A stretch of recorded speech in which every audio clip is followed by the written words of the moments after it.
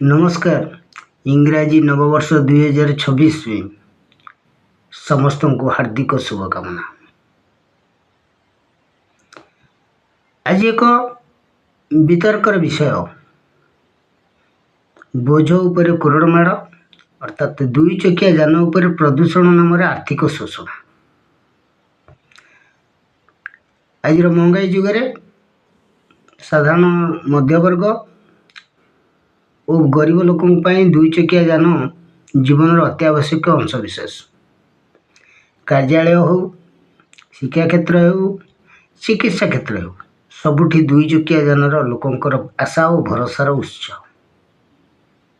एमती समय प्रदूषण सुरक्षार नाम बारंबार पीयूसी सर्टिफिकेट, जरिमाना और अन्यान्य नियम लागू करने लोक मान बोझ उपर ललिता विड़ा सामान होई। अनेक मत अनुसार आम अनेक लोकंर मतामत नेवा परे जहाँ आम अनुसंधान जानिलु शुणिलु सही सेमानकर उक्ति को मुझे उपस्थापना करुचे।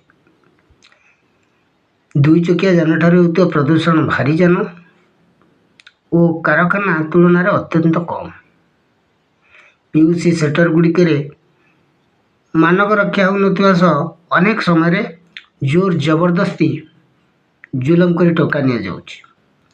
जरिमाना राशि एत अधिक जे दिन को दिन किंबा दिन मजूरी किंबा छोट चाकरिया यह अत्यंत दयनीय एवं कठिन व्यापार हो जाउछि।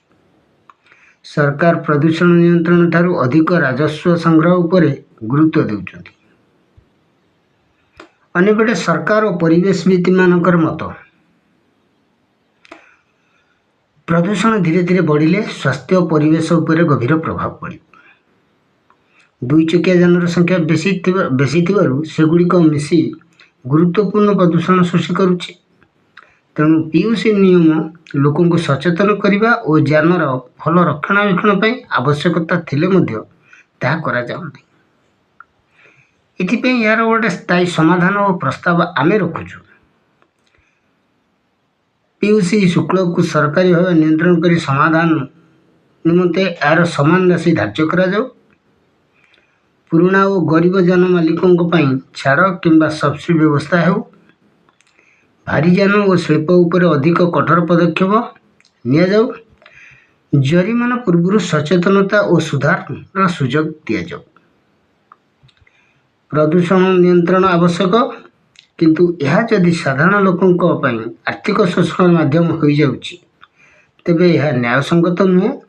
सरकार उचित परिवेश सुरक्षा सहित सामाजिक न्यायर समतुलन रक्षा करने निहाती अपरिहार्य हो पड़ी। जय जगन्नाथ। नमस्कार।